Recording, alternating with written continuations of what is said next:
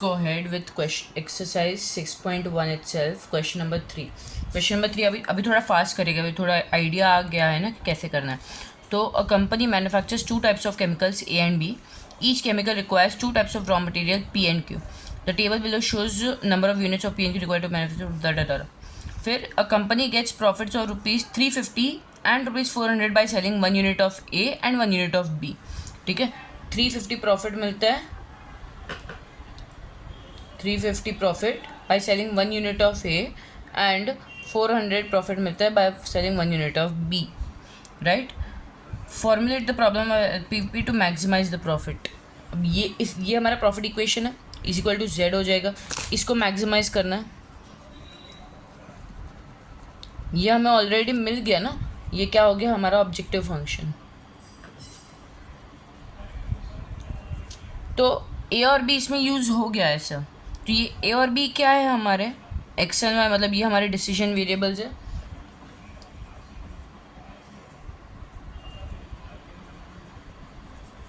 Decision variables ए को हम लोग क्या मानेंगे एक्स और बी को क्या मानेंगे वाई. ये ऐसे नहीं लिखना है लेट ए बी एक्स और लेट बी बी वाई, ऐसा लिखना है.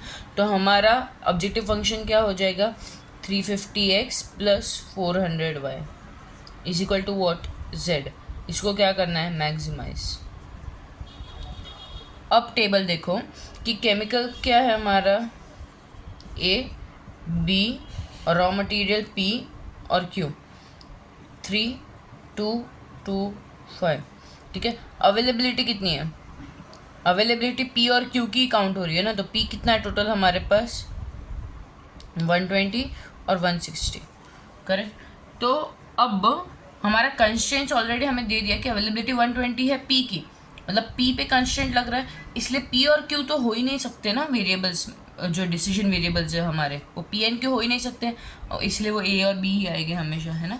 हमेशा नहीं, मतलब ऐसा चेक करने का क्वेश्चन कि भले ही देखो इधर भी ए बी पी क्यू ऐसा दिया है, यहाँ पे 1 2 ए बी सी ऐसा दिया है, फॉर्डर 1 2 न्यूट्रिएंट्स ए बी सी. मतलब कौन सा डिसीजन वेरिएबल है ये हमें चेक करना है. तो जिसको भी कंस्टेंट लगा है वो डिसीजन वेरिएबल नहीं हो सकता. डिसीजन वेरिएबल कौन होगा, जो हमारी प्रॉफिट या तो कॉस्ट वाली इक्वेशन में आएगा वो. Got it. अभी क्या बोला है कि केमिकल ए बनाते वक्त हमें रॉ मटेरियल कौन से चाहिए पी और क्यू. पी का चाहिए वैल्यू 3, तो क्यू का चाहिए 2. वैसे ही केमिकल बी बनाते वक्त रॉ मटेरियल पी का चाहिए 2 यूनिट्स और क्यू का चाहिए 5 यूनिट्स. पी जो है रॉ मटेरियल वो ए में जितना भी लगे और बी बनाते वक्त जितना भी लगे, टोटल उनका 120 अवेलेबल है. ठीक है, तो ए में कितना लगेगा, जितना हम ए बनाएंगे उतना. करेक्ट. और ए क्या है हमारा 3x plus for raw material, ये किसके लिए हम कर रहे हैं for raw material P. 3x ए में लगेगा प्लस 2y बी में लगेगा. दो कितने भी हम x बनाए कितने भी y बनाए, उन दोनों का मिला के शुड बी लेस देन और इक्वल टू 120 ना, क्योंकि 120 अवेलेबल है, उससे ज़्यादा तो है ही नहीं. और ये क्या है हमारा मैक्सिमाइज द प्रॉफिट है. ग्रेटर देन और इक्वल टू 120 हो ही नहीं सकता ना इसमें, क्योंकि 120 ही अवेलेबल है, 120 से ज़्यादा होगा ही नहीं. पी है ही नहीं हमारे पास 120 से ज़्यादा. और क्यू में 2x plus 5y should be less than और इक्वल टू 160. मतलब टोटल क्यू तुम कितना भी लगाओ, ए बनाने के लिए 2 यूनिट्स लगाओ, बी बनाने के लिए 5 यूनिट्स लगाओ, कितने भी ए यूनिट्स बनाओ कितने भी बी यूनिट्स बनाओ, क्यू का टोटल शुड नॉट एक्सीड 160, है ना. कब ये ग्रेटर देन और इक्वल टू करना है, कब लेस देन और इक्वल टू करना है ना, वो मेन समझो. कि पहले वाले में ग्रेटर देन और इक्वल टू क्यों था, क्योंकि इतने मिनिमम न्यूट्रिएंट्स होने ही चाहिए एनिमल में, है ना. इसमें क्या बोले कि इतने ही रॉ मटेरियल अवेलेबल है, इससे ज़्यादा है ही नहीं अवेलेबल.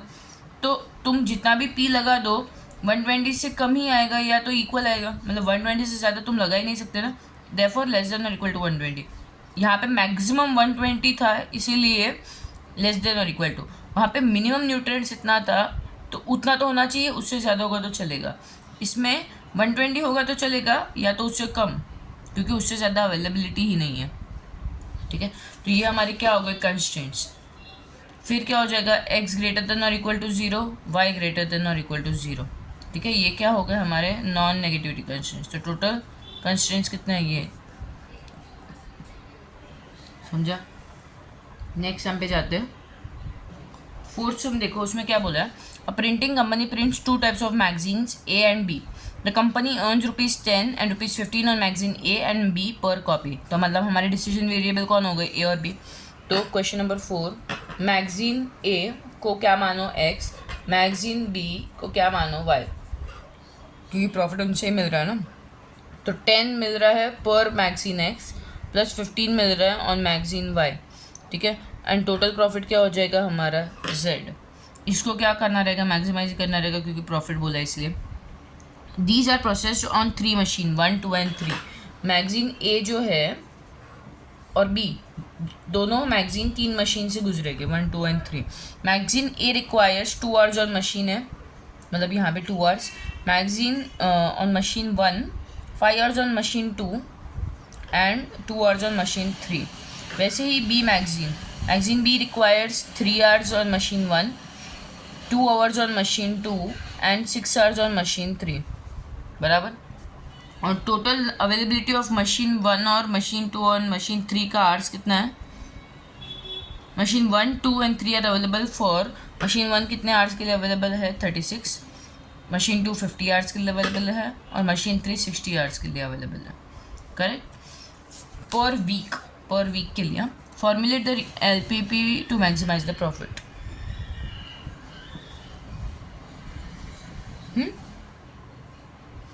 अब ये हमारा क्या आ गया, पहले तो क्या बोलते हैं इसको, ऑब्जेक्टिव फंक्शन। फिर क्या देखना है हमें, ये क्या है हमारे डिसीजन वेरिएबल्स। और क्या चाहिए, डिसीजन वेरिएबल हो गया, ऑब्जेक्टिव फंक्शन हो गया। अब कंस्ट्रेंट्स बाकी है। कंस्ट्रेंट्स अब क्या है हमारे कि मशीन 1 36 आवर्स, यही लिमिटेशन है ना कि मशीन 1 सिर्फ 36 आवर्स के लिए अवेलेबल है। तो तुम चाहे मैगजीन ए बनाने के लिए यूज़ करो या बी बनाने के लिए यूज़ करो। तो 2x प्लस 3y, ये हमारा एक्चुअल में x और y है ना। 2x plus 3y should not exceed 36 hours, क्योंकि 36 आवर्स ही अवेलेबल है। तो या तो उसे कम में काम ख़त्म करो या उतने में काम ख़त्म करो। फिर मशीन 2 के लिए 5x plus 2y should be less than और equal to 50। 3x plus 6y should be less than और इक्वल टू 60। ठीक है, ये हमारे कंस्ट्रेंट्स को। और क्या कंस्ट्रेंट हो गया, x greater then 0, y greater than और इक्वल टू 0। समझा, इतना इजी सम है। नेक्स्ट सम पे जाते हैं। Now let's go to our next question, question 5। उसमें क्या बोला है, manufacturer produces bulbs and tubes. Each of these must be processed through 2 machines 1 and 2. A package of bulb requires 1 hour of work on machine 1 and 3 hours of work on machine 2. A package of tubes require 2 hours on machine 1 and 4 hours on machine 2. इससे एक table बनाते हैं। क्या है हमारा, bulbs और tubes ना, machine 1 और मशीन 2। बल्ब पहले मशीन 1 से गुजरेगा और कितना काम चाहिए रहेगा बल्ब को मशीन 1 में, 1 आवर। ठीक है, और मशीन 2 में 3 आवर्स। वैसे ही ट्यूब्स मशीन 1 से गुजरेगा 2 आवर्स चाहिए रहेगा मशीन 1 में and 4 hours on machine 2। He earns a profit of ₹13.5 पर पैकेज ऑफ बल्ब्स एंड ₹55 पर पैकेज ऑफ ट्यूब्स। बल्ब के पैकेज के लिए उसको कितना मिल रहा है, 13.5 रुपीज़, और 55 पर पैकेज मिल रहा है ऑन ट्यूब्स। ठीक है, तो यही दोनों जिस पर हमें प्रॉफिट कमा के दे रहे हैं जो लोग, वही हमारे क्या हो गए, डिसीजन वेरिएबल्स। तो बल्ब्स x हो गया, ट्यूब्स y हो गया, ये हमारे क्या हो गए, decision variable. Bulb x, tube y, got it. वो हमें कमा के दे रहे हैं, मतलब क्या होगा, वो हमारे प्रॉफिट होगा। और यहाँ पे मैक्सिमाइज द प्रॉफिट बोला है। z हमारा कैसे मिल रहा है हमें, 13.5 पर पैकेज ऑफ बल्ब्स, मतलब x, प्लस क्या है ये 55 पर पैकेज फॉर ट्यूब्स। इस इक्वेशन को हमें क्या करना है, मैक्सिमाइज। गॉट इट, ये हमारे हो गए डिसीजन वेरिएबल। अब कुछ कंस्ट्रेंट्स दिया है क्या? कंस्ट्रेंट्स नहीं दिया ना कुछ भी, मतलब कितने आवर्स टोटल हमारे पास अवेलेबल है ऐसे कुछ बोला नहीं है।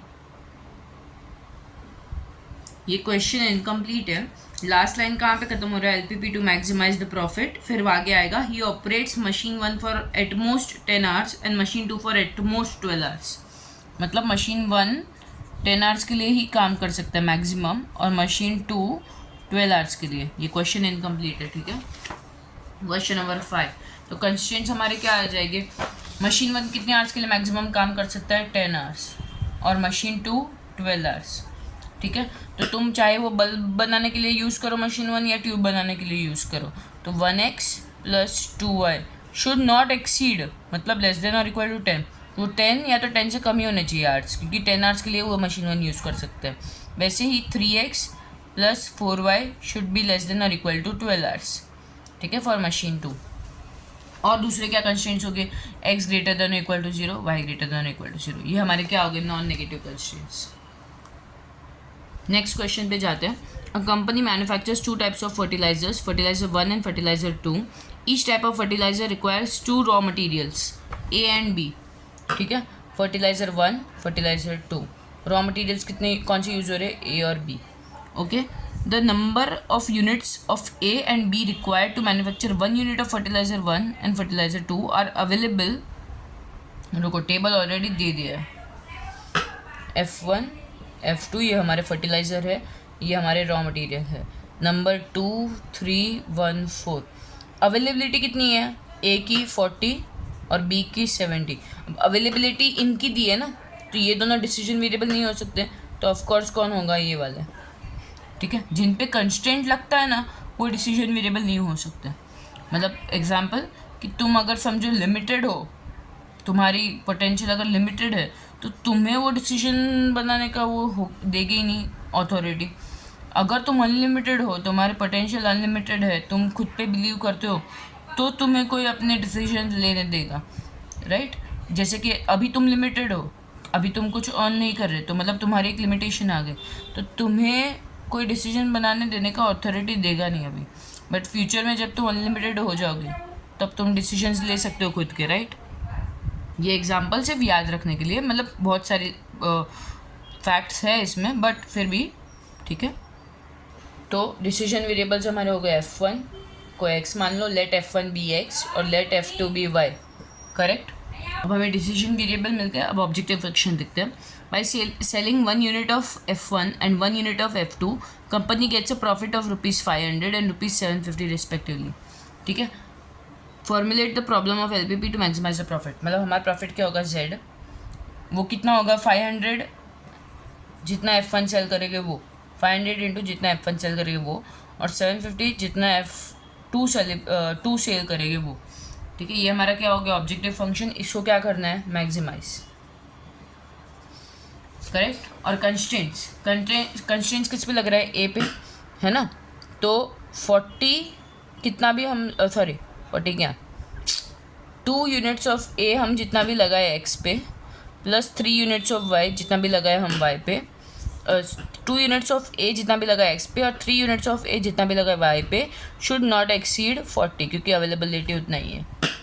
वैसे ही 1x + 4y should not exceed what? 70। दूसरी क्या कंस्टेंट आ जाएगी? x greater then 0, y greater than और इक्वल टू 0, ग्रेटर देन और इक्वल टू 0x, ठीक है। ये हमारे हो गए कंस्टेंट्स। हो गया डिसीजन वेरिएबल, हो गया ऑब्जेक्टिव फंक्शन, हो गया कंस्टेंट्स, हो गया। नेक्स्ट हम पे जाते हैं, नेक्स्ट क्वेश्चन पे जाते हैं। Question number 7। क्वेश्चन नंबर 7 में क्या बोल रहे हैं? A doctor has prescribe 2 different kinds of feeds A and B to form a weekly diet for a sick person. The minimum requirement of fats, carbohydrates and proteins. अब इनको minimum requirement दे दिया है, मतलब इन पे कंस्ट्रेंट्स है fats, carbohydrates and proteins पे। तो fats, carbohydrates और प्रोटीन्स, इन पे क्या है कंस्ट्रेंट्स कि फैट्स के कितने टोटल यूनिट्स होने चाहिए? 18 मिनिमम बोला है, मिनिमम। इससे ज़्यादा हो गए तो चलेगा। 28 कार्बोहाइड्रेट्स और 14 प्रोटीन्स, इतना मिनिमम होना ही चाहिए, ठीक है। वो हमें मिल रहा है फीड्स ए और बी से, है ना। तो ये ए और बी क्या हो गया? हमारे डिसीजन वेरिएबल, क्योंकि इन पे कोई कंस्ट्रेंट लग नहीं रहा है, और उससे ही हमें मिलेगा ए और बी से, फीड ए या तो फीड बी से। 1 unit of food A has 4 units of fat, फिर 14 यूनिट्स ऑफ कार्बोहाइड्रेट्स, फिर 8 यूनिट्स ऑफ प्रोटीन। करेक्ट। वैसे ही फूड बी में कितना है, 1 यूनिट ऑफ फूड बी है 6 यूनिट्स ऑफ फैट और 12 यूनिट्स ऑफ कार्बोहाइड्रेट्स और 8 units of protein, right. The price of food A is ₹4.5 unit and that of food B is ₹3.5 per unit. From the LPP show that the 6 persons diet meet the requirements at a minimum cost. Minimum बोला है ना, तो minimise cost. Cost कैसा लगेगा, 4.5 unit पर for food A, मतलब 4.5 for X plus 3.5 for Y. Bracket डालना जरूरी नहीं है, करेक्ट। और ये ए और क्या है, फूड ए और food B. Food A is R X and food B is R Y. ये हो क्या हो गया, हमारे डिसीजन वेरिएबल, ठीक है। तो कंस्ट्रेंट्स क्या हो जाएगी, मिनिमम 18 तो होने चाहिए, ठीक है, चाहे वो फूड ए से हो या बी से हो। तो 4x plus 6y should be greater than और इक्वल्स टू 18। उससे कम हो गए तो नहीं चलेगा ना, इसलिए ग्रेटर देन और इक्वल टू 18। वैसे ही 14x plus 12y should be greater than और equal to 28। 8x plus 8y should be greater than और इक्वल टू 14 और x greater than equal to 0, y greater than और इक्वल टू 0। ये तो सब में ही आ रहा है, सिंपल। अब क्वेश्चन नंबर 8 देखते हैं। क्वेश्चन नंबर 8 थोड़ा अलग है, उसमें डायरेक्टली हमें डेटा दिया नहीं है, हमें ढूंढना है पहले डेटा। क्या इसमें